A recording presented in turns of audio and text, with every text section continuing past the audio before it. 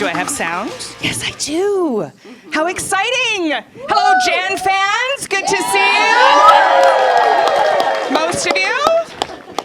It's really bright lights up here. So, as mentioned, I'm your host, Erin Jeffery.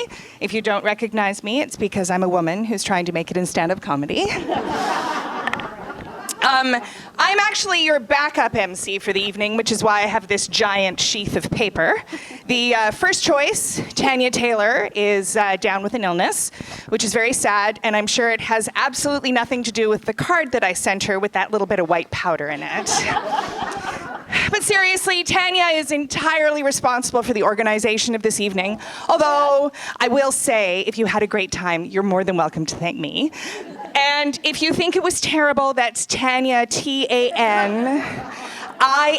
it's very confusing, T-A-N-I-A Taylor. Just look it up. But I know she's going to be watching this evening has been filmed. We haven't taken any of your information because, frankly, nobody wants to see you.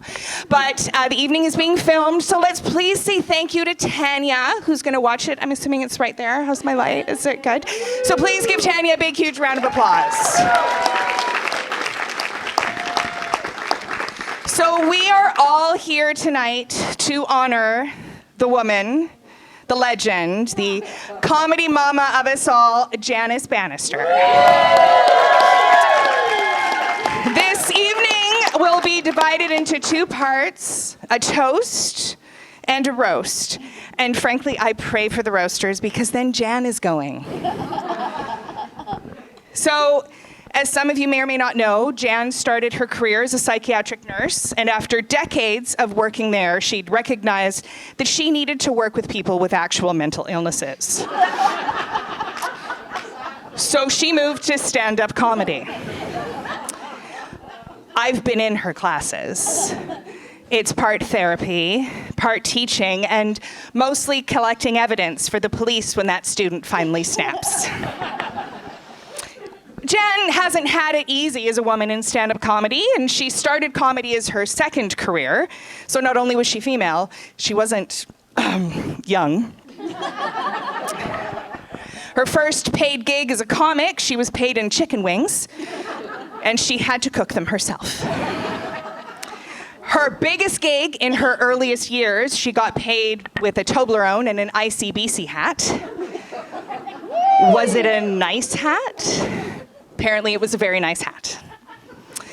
And often, no gigs at all, because they'd already had a woman on stage that month. Now, Jan has been dedicated to getting diverse voices on stage, and obviously, she's made a huge difference. I mean, take the Hungry for Laughs tour that's on right now as an example. Local boys, Ivan Decker, Simon King, Wes Barker, Alex McKenzie, and Arissa Kelly. 4 white dudes and a foot archer whose nickname is Hot Bendy Cupid. We've come so far. When Jan started, they didn't let the women use their feet for the archery. I want you to all think about that one for a moment. It's a really clever joke. But you need to really let it sink in. Didn't let women use the feet for the archery. They maybe use something else. Really, it's really fucking funny. I need you to laugh. The love of God. All right, now, as we're here to honor Jan, and because I'm doing what I can to honor the past host and not actually prepare any jokes in advance, that's a really deep cut. If you don't know Tania, it's not funny. Those of us who know Tania, it's brilliant. I thought, what better way to celebrate Jan than by doing her set? I knew it! Is anyone here married? Anyone? Anyone? How recently married? How recently? A month. Fantastic. This joke isn't going to work for you because it's about being young, Nancy. I'm sorry. You look like you could be in your 20s at some point in your life. Did you get married when you were 20? You really got to get that starter marriage under your belt. And you got to make sure it's a real diamond. If you get that cubic zirconium and the guy says, I'm going to get you a big ring, and you know it's not real, There's a lot else that isn't going to be real in the marriage, let me tell you. Now, after a few marriages myself, I've started dating again. I've decided I'm going to be a cougar. I love those young dudes, especially at this time of year. They wear those white t-shirts and they're shaved. I don't understand the shaved bit. What is shaved? What's shaved? She doesn't know what's shaved. They're shaved and their butts are where they're supposed to be. I'm really enjoying this phase, but I have rules. The first is that they have to be older than my son. He's 4. He's in grade 4. You're right, that's much better. Dating younger means I need to take care of myself, so I've started eating more whole grains. 8 grain, 12 grain, even 87 grain. I was at the bagel shop in New West, and for those of you in New West, you know the one I talk about in all of my sets that doesn't actually exist? Yeah, that bagel shop. So I was at that one, and I asked the girl working there to tell me what the grains were in the 12 grain bagel. She said, is wheat one of them? And then she turned and asked the person she was working with if Cheerios was a grain. And not even the multigrain one. And of course, my body is changing, especially my boobs. Do you remember the pencil test that we used to take? Come on, ladies, did anyone ever do the pencil test? Right? You put the pencil under your boob, and if it was held up, it meant not only were your boobs growing, but you got to wear a bra. Tell you what, I can now put an entire laptop under there. This goes to show how much technology is really changing.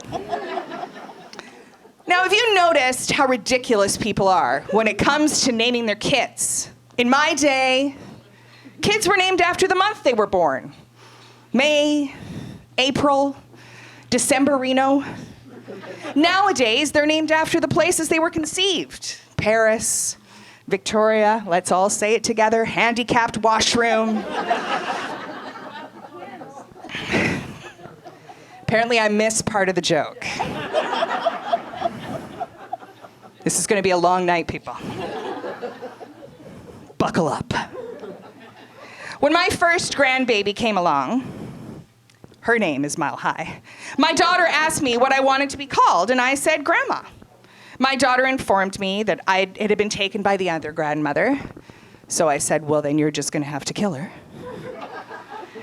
Apparently, that wasn't an option, so I went with my second choice, Grandma Lama Ding Dong.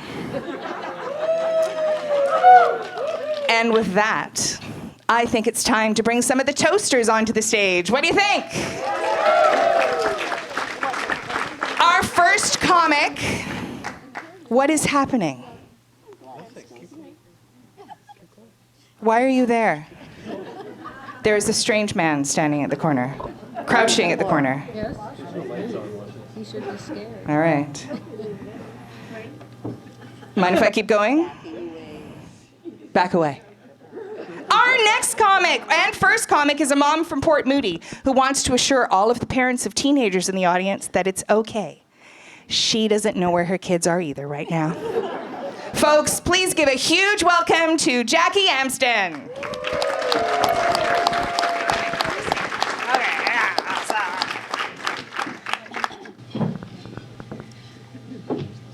I've got 2 kids, it's true, and it is hard becoming a mom because your body changes in ways that no one prepares you for.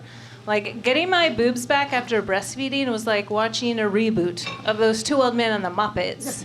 It's comforting, but the one on the left was a lot more withered than I remembered. The hardest part, though, about nursing is reintegrating your breasts back into sex afterwards. It's confusing. The first time my husband and I tried, I'm looking down at his nipple in my mouth thinking, oh man, that is not a good latch. He's gonna get so gassy. You know how hard it is to stay in the mood when you start picturing your husband in big old diapers?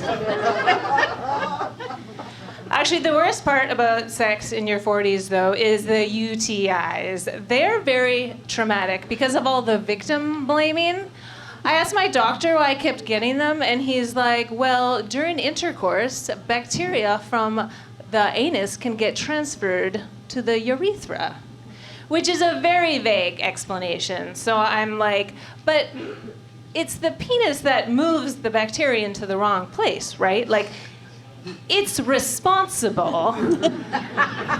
And he's like, well, yeah, but what was your E. coli wearing the night of the attack? So apparently the best way to prevent UTIs is to urinate immediately after intercourse, which means I only have sex now if I have a full bladder, which is very confusing for my husband. You know, whenever he sees me guzzling a can of bubbly now, he's like, is she thirsty or is she thirsty? You know what, just in case I'm gonna go get on some Pampers. So Halloween's coming up, and apparently the most popular costume of the season this year is gonna be Barbie. It's crazy how she's become this symbol for female empowerment, right? It's like, you know, on the 31st, all the ladies gonna be coming to the office dressed in like pink jumpsuits, being like, we deserve equal pay and more leadership opportunities and a designated room for sparkles. Like, why is this the thing? One of Donald Trump's campaign promises was grabbing a woman by the pussy. But Ken kicks Barbie out of the dream house and we're like, the men have gone too far. I get it though. You know, it's hard to talk about stuff like sexual assault when you're a woman. We need a better way to talk about that stuff. Like, say you're on a date with a new guy and he's, you know, good looking, well spoken, but there's something about the way he grabs your thigh in the Uber that makes you feel unsafe. Then afterwards, when your friends were like, well, how was he? You could be like, well, he's high functioning, but he's definitely on the rapism spectrum. We could have a Snapchat filter so guys could figure out where they fall on the spectrum. Man spreads on the sky train and sends unsolicited dick pics. You guys, I'm a 3. It's crazy how much middle-aged women love categorizing ourselves too, right? All we talk about now with my friends is, what's your seasonal color palette? What's your relationship attachment style? What Disney princess is your vulva?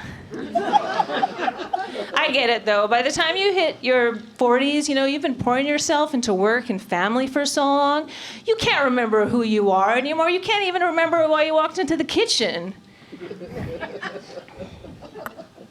Middle-aged women, though, we are not doing well, you know? Like, just look at how we spend our time. You know, you ask a 40-year-old woman what her hobbies are, she'll be like, well, sometimes when I'm washing dishes, I put on my headphones so I can learn about all the different ways I might get murdered. Okay, I don't want to leave you guys on murder podcast. So before I go, I want to share one lesson that I learned from tonight's guest of honor, Jan Bannister, that I hope can be a source of strength for all of you in the audience. I mean, the woman, not you men, you're strong enough. Your assignment is to be less rapey.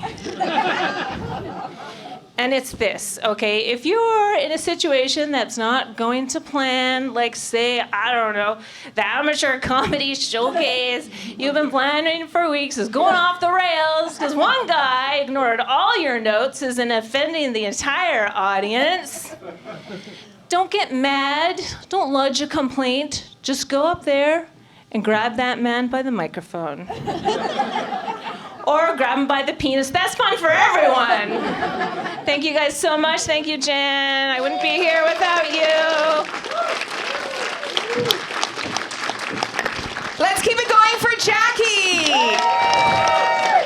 Fantastic. I think we should get a series of t-shirts made. 50% rapey, 25% rapey. Not rapey at all. I'm going to get on that right away.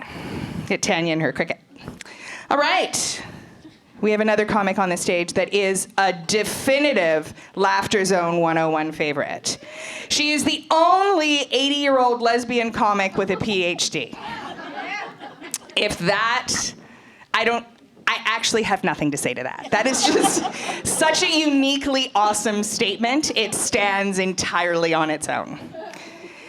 She's been doing comedy stuff with Janice for 20 years, and both of them have survived. Please welcome the one, the only, Marylee Stephenson.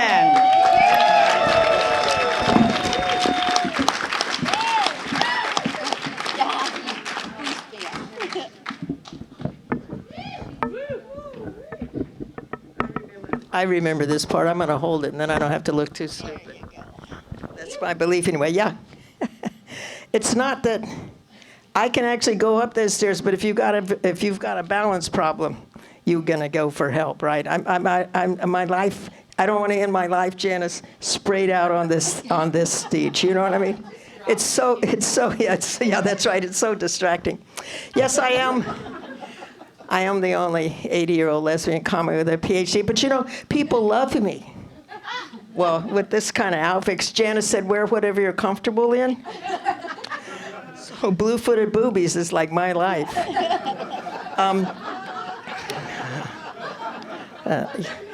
But people do, they love me, and you can understand why already. And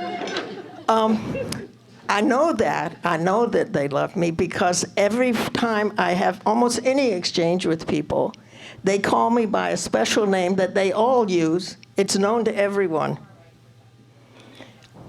Dearie. Like, am I 6 years old? And if I'm 6 years old, why are you giving me my third tequila? It doesn't make sense to me.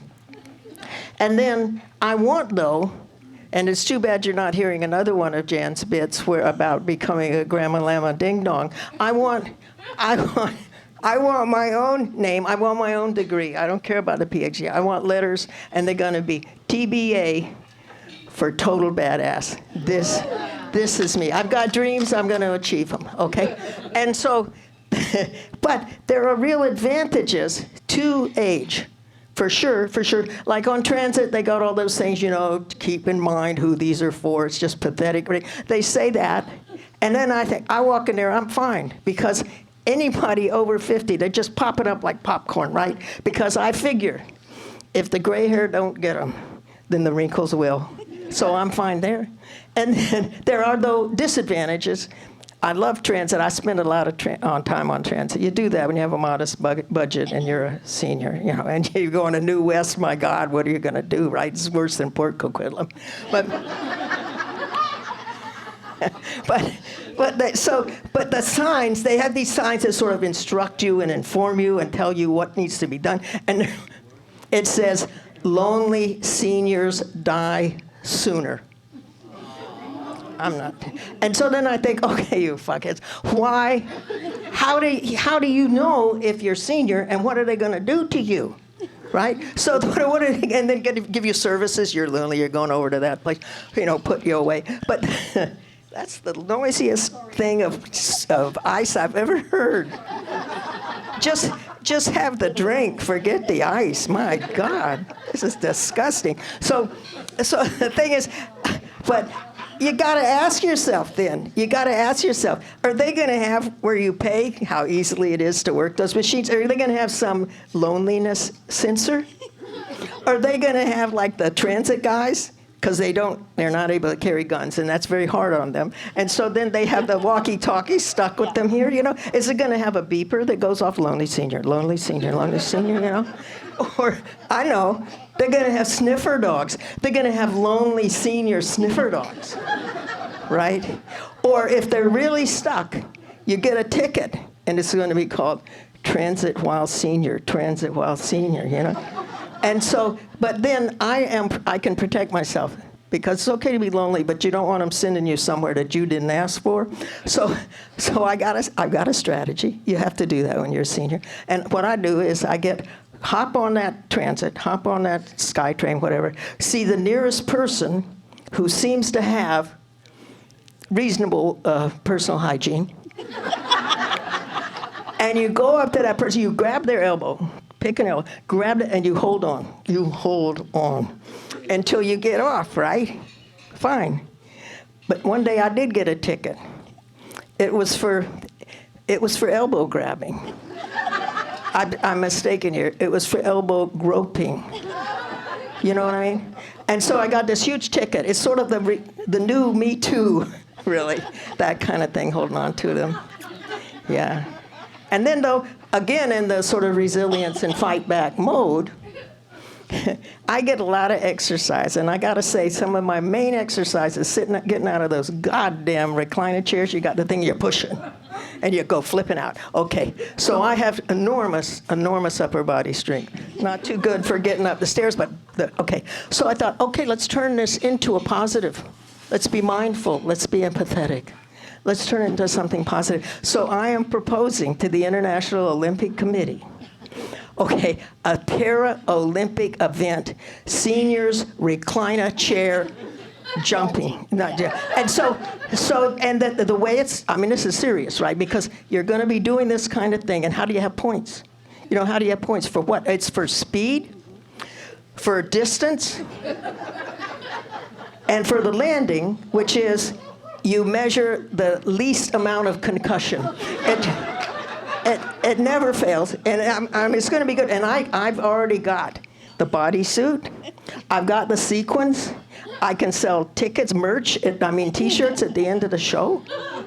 And I'm gonna be the Simone Biles of recliner chair Paralympics.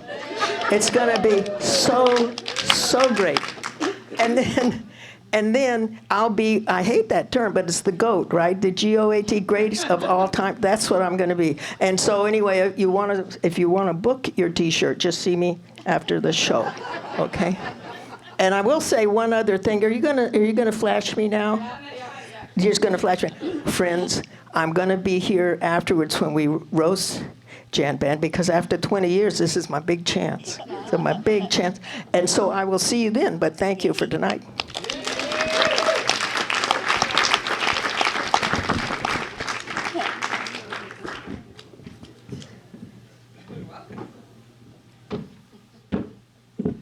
Let's keep it going for Marylee and this glass of ice.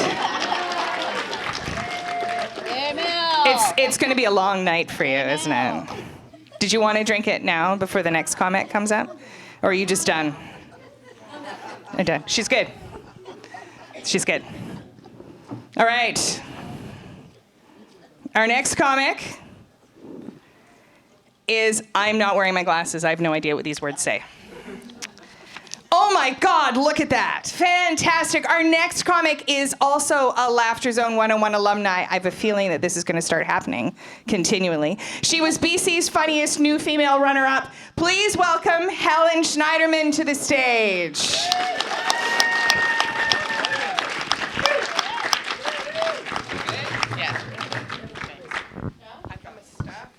So much stuff.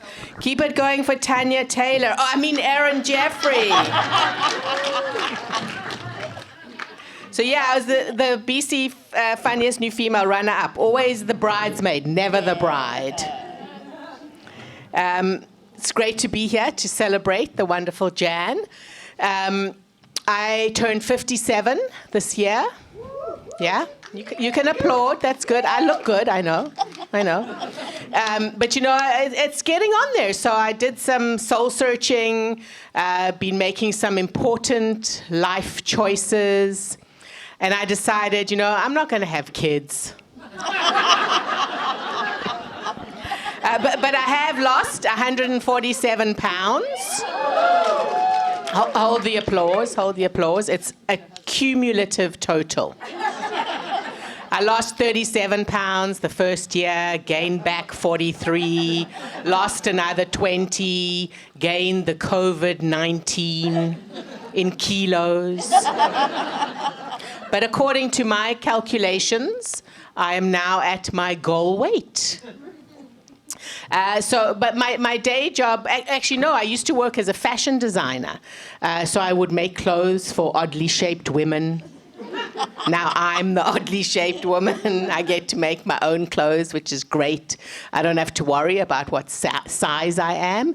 As I get fatter, I just make bigger clothes. but I always sew in a label that says extra small.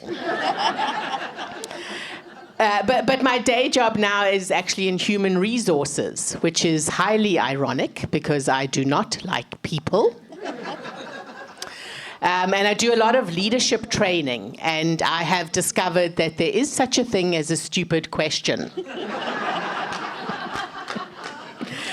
But part of my job is to do the voiceovers for employee training videos. But my real dream is to be the voice of Google GPS. Yeah, it would go like this. In 50 meters, turn left. Left? What the fuck is wrong with you? You missed the street. Why even bother turning me on if you're not going to listen to my directions? And for the record, that is the only time you have ever turned me on. So I don't know about you, but I am really sick of hearing the word unprecedented. Yeah? Every single news report we listen to, unprecedented rainfall, unprecedented heat, unprecedented vaginal dryness. Maybe that one hasn't been on the news yet. So you can probably tell I'm not from around here. I'm from Richmond. No, I am actually African. Yeah, I know. I don't fit any of the stereotypes. I'm white, miserable, clearly never affected by African continent famine. In fact, when I was growing up, I was told to finish the food on my plate because there's starving children just down the road. I did my bit for those kids.